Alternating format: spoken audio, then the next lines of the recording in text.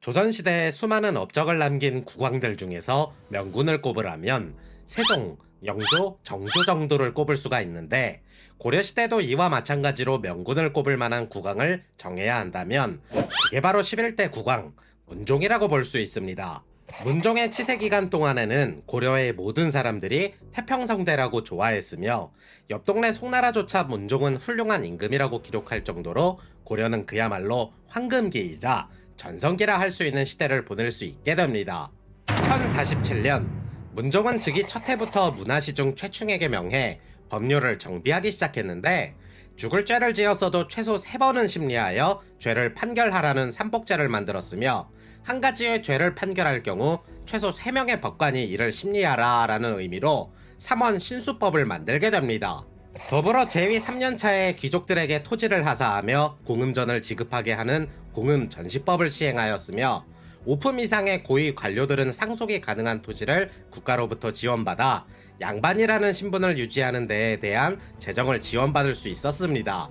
또한 천재지변으로 인해 피해를 입은 농민들에게는 피해액만큼 세금을 면제해주는 제면법을 시행하였고, 농업국가인 만큼 지방의 관리들을 파견해 수확량을 조사한 후 농작 피해 정도에 따라 세금을 줄여주는 다펌 손실법도 실시하게 됩니다.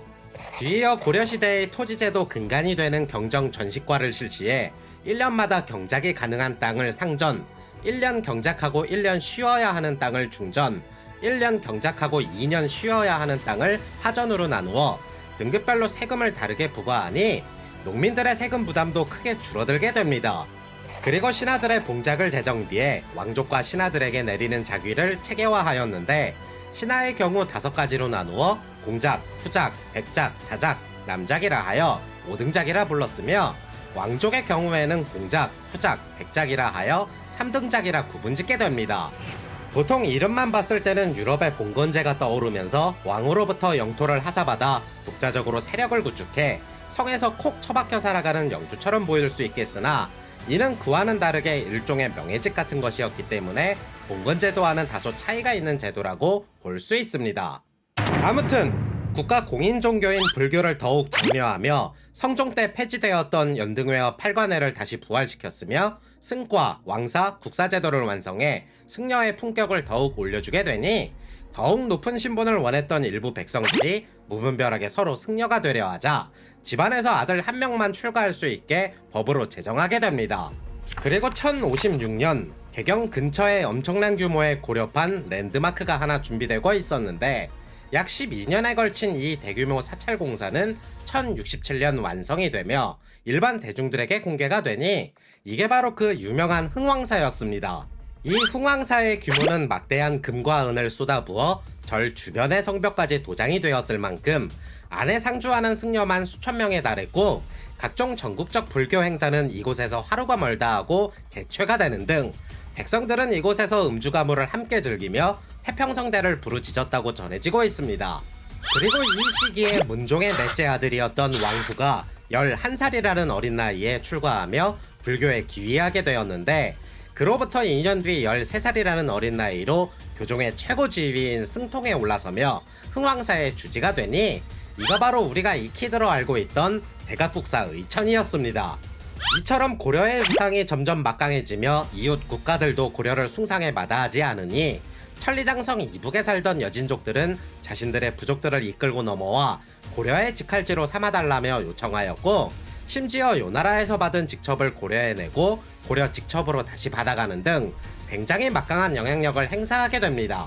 이러한 위상이 하늘 높을 줄 모르고 치솟던 1068년, 마침내 북송 황제가 직접 사신을 보내 고려와 국교를 재개하길 원한다고 하니, 요나라 때문에 잠시나마 대외적으로 끊겨있던 북송과 교류가 재개되면서 약 80년 만에 북송과 고려는 서로 문물을 다시 교류하기 시작했습니다.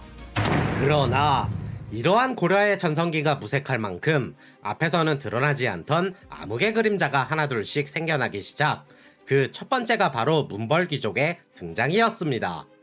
무관보다는 문관을 더 우대해주는 사회적인 풍토로 인해 그들의 영향력은 더욱 커질 수밖에 없었는데, 때마침 문종이 시행한 공음전시법은 놀고 먹기만 해도 먹고 사는 데에 지장이 없을 만큼 귀족들에게 좋은 환경을 제공해주게 됩니다. 게다가 이 공은전은 상속과 매매가 가능했던 만큼 부를 대물림하며 귀족들은 착실하게 안정적으로 세력을 불려나갔으며 귀족이라는 이유만으로 하급 관직을 주었던 음서제까지 더해지며 문벌 귀족들의 영향력은 점점 비대해지게 됩니다.